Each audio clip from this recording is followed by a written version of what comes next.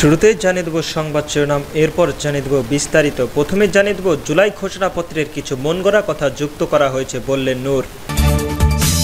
আমাদের কিছু বন্ধু আওয়ামী লীগের ভাষায় কথা বলছেন বললেন মাসুদ সাঈদী। চেয়ারম্যানের দায়িত্ব না দিলে ভারপ্রাপ্ত চেয়ারম্যান হওয়ার সুযোগ জাতীয় পার্টিতে নেই। এবং সর্বশেষ জানিয়ে দেব নির্বাচনকে ঘিরে আওয়ামী লীগের পরিকল্পনা ফাঁস।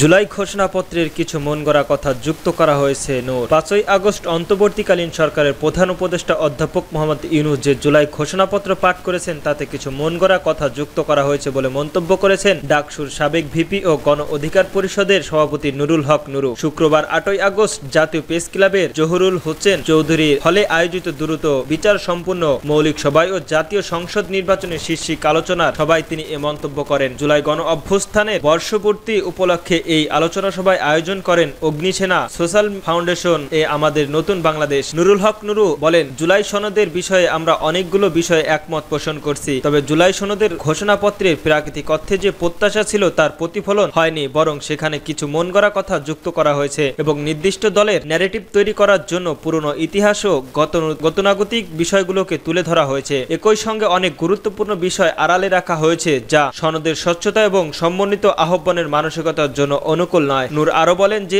আন্দোলনের মধ্য দিয়ে আমরা এসেছি তার প্রতিটি অংশগ্রহণকারী অবদান ও ভূমিকা রয়েছে। আমরা সেই কন্ট্রোভার্সিটিগুলোকে স্মরণ করি এবং সম্মান করি। সেই আন্দোলনের মধ্য দিয়ে ঐক্য, বিভ্রান্ত ও সংহিতা গড়ে উঠেছিল, তা ধরে রেখে আগামীতে সবাই মিলে উন্নত একটি গণতান্ত্রিক বাংলাদেশ গড়ার স্বপ্ন বাস্তবায়নের জন্য কাজ করব। তিনি জাতীয় নির্বাচনের প্রয়োজনের উপর গুরুত্ব আরোপ করে বলেন, অন্তর্বর্তীকালীন সরকার ইতিমধ্যে নির্বাচনের সম্ভাব্য তারিখ ঘোষণা করেছে। আশা করা যায় দ্রুত সময়ের মধ্যেই একটি জাতীয় নির্বাচন অনুষ্ঠিত হবে যা দেশের গণতন্ত্রের ইতিহাসের মডেল নির্বাচনের হিসাবে বিবেচিত হবে। দেশের মানুষের মুক্ত মতপ্রকাশের অধিকার সুরক্ষিত এবং একটি শক্তিশালী ও দায়িত্বশীল সরকার গঠন করা হবে। Agnisena social foundation chairman Talukdar Zahirul Haque Tuhin সভাপতিত্বে এবং দানশুরুর রহমান লিমন ও মাহিব আকবর হিয়া সঞ্চালনায় এ সময় আরো বক্তব্য দেন বিএনপির স্থায়ী কমিটির সদস্য মেজর হাফিজউদ্দিন আহমেদ। আমাদের কিছু বন্ধু আওয়ামী লীগের ভাষায় কথা বলছেন বললেন মাসুদ সাঈদী। পিরোজপুর ১ আসনের জামায়াতের মনোনীত এমপি পদপ্রার্থী সাঈদীর পুত্র মাসুদ সাঈদী বলেছেন, যে ভাষায় আওয়ামী লীগ কথা বলতো, রাজনীতি করত, আমাদের কিছু বন্ধুদের দেখি এখন ওই একই ভাষায় তারা কথা বলছে, সেই একই স্টাইলে রাজনীতি শুরু করেছেন। তিনি বলেছেন, যদি ভাষার পরিবর্তন না হয়, আচরণের পরিবর্তন না হয়, যদি হুমকি ধামকির পরিবর্তন না হয়, যদি জুলুমের পরিবর্তন না হয়, তাহলে আওয়ামী লীগের বিরুদ্ধে আন্দোলন করার কি দরকার ছিল? এত মানুষের জীবন দেওয়ার কি দরকার ছিল? শুক্রবার ৮ই আগস্ট সকাল ১১টায় পিরোজপুরের নাজিরপুর উপজেলায় শেখ মাটিয়ানা ইউনিয়নের খেজুরতলার বাজারের বাবুরহাট বাজার ও বাবুইচা কাঠি বাজারের গণসংগল কাঠে প্রধান অতিথির বক্তব্যে আবু সাঈদ মঈন এসব কথা বলেন। তিনি বলেন, গত ১৫ বছরে আওয়ামী লীগ রাজাকার ব্যবসা করেছে, দেশের বিভাজনের রাজনীতি করেছে, দেশের ঐক্যর বদলের ঐক্যের বীজ বুনেছে। তাদের অপকর্মের বিরুদ্ধে ছাত্র জনতা ফুটে উঠেছিল, যার প্রতিশ্রুতিতে জুলাই বিপ্লব এসেছে। আজকে আমাদের কিছু রাজনৈতিক বন্ধু আবার সেই রাজাকারের ব্যবসা শুরু করেছে। গতকাল আপনাদের সঙ্গে ছিল, এখন কি তারা রাজাকার ছিল না? ২৫ বছর জোট করে আন্দোলন করলেন, সংগ্রাম করলেন, কর্মসূচি পালন করলেন, এখন জামায়াতের আমির রাজাকার ছিল না। তখন যদি জামায়াতের রাজাকার না হয়ে থাকে, আজকের হঠাৎ করে কেন জামায়াত রাজাকার হলো? এগুলো আপনাদের বিবেকের কাছে প্রশ্ন রেখে গেলাম। ভারতীয় অপরাজিত রাজনীতির কথা উল্লেখ করে মাসুদ সাঈদী বলেন, বাংলাদেশের বিভাজনের রাজনীতি আবার শুরু করার ষড়যন্ত্র করেছে ভারত। বাংলাদেশের বিভাজনের যে রাজনীতির আওয়ামী লীগ করেছিল তা ভারতের কিছু পৌষ দালাল বাংলাদেশে আসছে, যারা এখনো আমাদের মধ্যে সেই বিভাজন রাজনীতি চালু করার চেষ্টা করে যাচ্ছেন, কিন্তু বিভাজনের কোন রাজনীতির দেশবাসী মেনে নেবে না। দাঁড়িপাল্লায় ভোটের চেয়ে মাসুদ সাঈদী বলেন, ৫০ মানুষের জন্য একটি মসজিদ নির্মাণ করেননি, তখন আপনারা দেখেন তিনি নিজেই নামাজি কিনা, তার পরিবারের নামাজি কিনা, তারা শরিয়াত মোতাবেক করে কিনা, দুর্নীতি করে কিনা, এইসব বিবেচনা করেই মসজিদের একজন ইমাম নিয়োগ করবেন। ৫০০ জনের একজন ইমাম নিয়োগ করে এদের যদি যাচাই বাছাই করেন, তাহলে ৩-৪ লাখ মানুষ যে ইমাম নেতা হবে, সেই সংসদীয় আসনে যে ইমাম হবে, তার কি আপনারা এভাবে বাছাই করে দেখতে পারবেন না? চেয়ারম্যানের দায়িত্ব না দিলে ভারপ্রাপ্ত চেয়ারম্যান হওয়ার সুযোগ জাতীয় পার্টিতে নেই। জাতীয় পার্টির মহাসচিব ব্যারিস্টার শামীম হায়দার পাটোয়ারি বলেছেন, চেয়ারম্যানের দায়িত্ব না দিলে অন্য কোনো উপায়ে ভারপ্রাপ্ত চেয়ারম্যান হওয়ার সুযোগ জাতীয় পার্টিতে নেই। শুক্রবার ৮ই আগস্ট রাজধানীর কাকরাইলে জাতীয় পার্টির কেন্দ্রীয় কার্যালয়ে অনুষ্ঠিত সংবাদ সম্মেলনে তিনি এসব কথা বলেন। গাজীপুরের সাংবাদিকদের হত্যাকাণ্ডের তীব্র প্রতিবাদ ও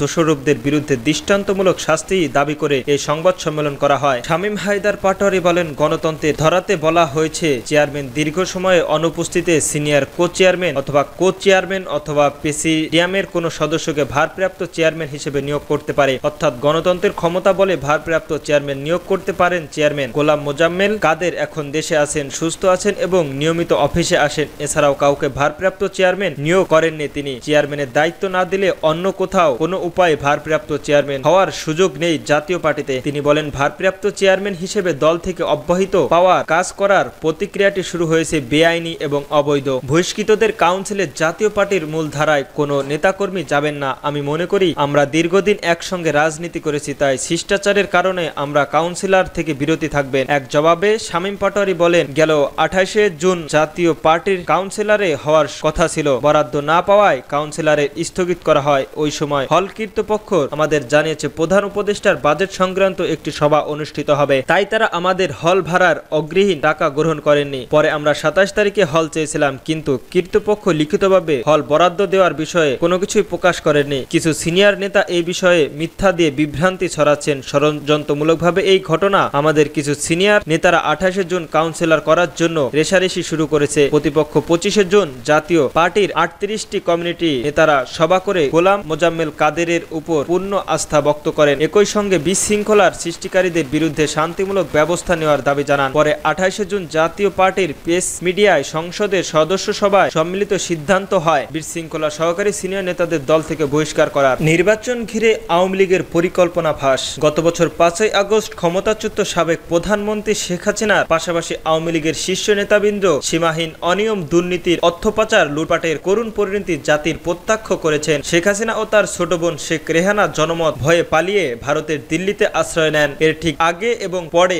শেখ পরিবারের সদস্য, আওয়ামী লীগের প্রভাবশালী মন্ত্রী, এমপি, এমনকি নেতারাও নির্বিঘ্নে দেশ ছাড়েন। এবার বিদেশে বসেই দেশের নির্বাচন ভূগোল্ডের চেষ্টা করে যাচ্ছেন কার্যরত নিষিদ্ধ এই দলটি। ক্ষমতা হারানোর ধকল কাটিয়ে শেখ হাসিনা সহ আওয়ামী লীগের পলাতক নেতারা অনেকেই সামাজিক মাধ্যমে কথা বলা শুরু করেছেন। যদি তাদের এই কথাবার্তা অনুশোচনার লেশ মাত্র নেই, গণ অভ্যুত্থানের মানবতা বিরোধী অপরাধের বিচার শুরু হয়েছে শেখ হাসিনার বিরুদ্ধে। আওয়ামী লীগের নেতাদের বিরুদ্ধে এই বিচার শেষ না হওয়া পর্যন্ত দলটির রাজনৈতিক কার্যক্রম স্থগিত করা হয়েছে। নির্বাচন কমিশন দলের নিবন্ধন স্থগিত করেছে এবং নৌকার প্রতীক বাদ দেওয়া হয়েছে। সরকার এখনো প্রক্রিয়া দলগুলোর আওয়ামী লীগ এর চিত্র দলগুলোকে বাদ দিয়ে কার্যকরত নির্বাচনের প্রক্রিয়া শুরু করেছে বলে দলটির অভিযোগ। সে কারণে দলটির আন্তর্জাতিক শক্তিগুলোর দৃষ্টি আকর্ষণের চেষ্টা। ক্ষমতায় মনসদ হারানোর 1 বছর পরেও ন্যূনতম অনুশোচনা কিংবা অনুতপ্ত নেই দলটির, বরং সেই পুরনো ভুল পথেই এখনো চলছে ক্ষমতাচ্যুত দলটি। বিশেষ করে ভারত সহ বিভিন্ন দেশে বসে আওয়ামী লীগের পলাতক নেতারা প্রতিনিয়ত নানা ষড়যন্ত্রের জাল বুনছে। এখন তাদের মূল টার্গেট যে কোনো মূল্যে আওয়ামী লীগের জাতীয় সংসদ নির্বাচনের লন্ডভন্ড করা, পাশাপাশি গণ অভ্যুত্থানের পক্ষে শক্তির মধ্য বিভেদ বা ফাটল ধরানো। এসব অপকর্মের মধ্যেই দেশের পরিস্থিতি অস্থিতিশীলতা করে গোপনে নানা তৎপরতা চালানোর পায়তারা করছে নেতাকর্মীরা।